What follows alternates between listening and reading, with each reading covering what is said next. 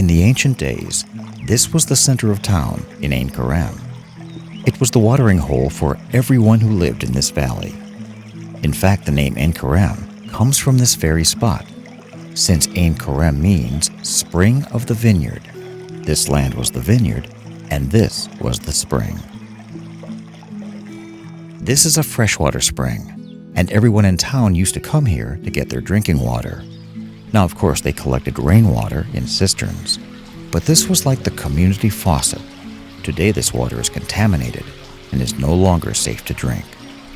Now, just like Mary's well in Nazareth, it is a misnomer to call this Mary's spring, or as some call it, the Fountain of the Virgin, because this was the spring for the entire town of Ain Karam for thousands of years. However, the most famous visitor to this town, that being Mary, probably visited this spring several times during the 3 months that she was here visiting Elizabeth. Now, Elizabeth was in her 6th month of pregnancy when Mary first came to Ain Karam. During the 3 months that Mary stayed with her, she was probably a big help in fetching water for Elizabeth, who was both old and very pregnant at the time. If you've ever walked up the hill between this spring and the Church of the Visitation, you know that the walk can be somewhat aggressive.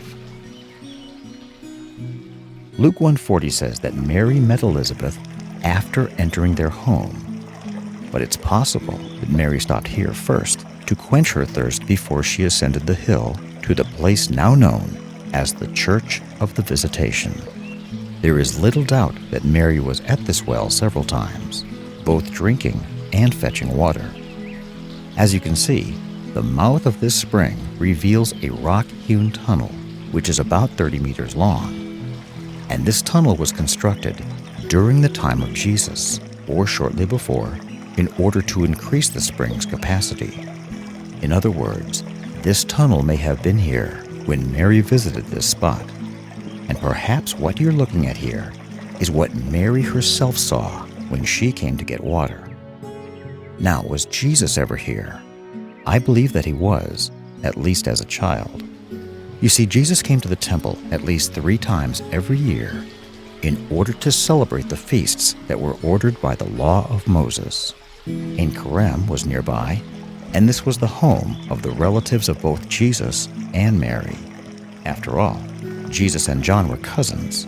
They were both 30 years old when Jesus was baptized by John.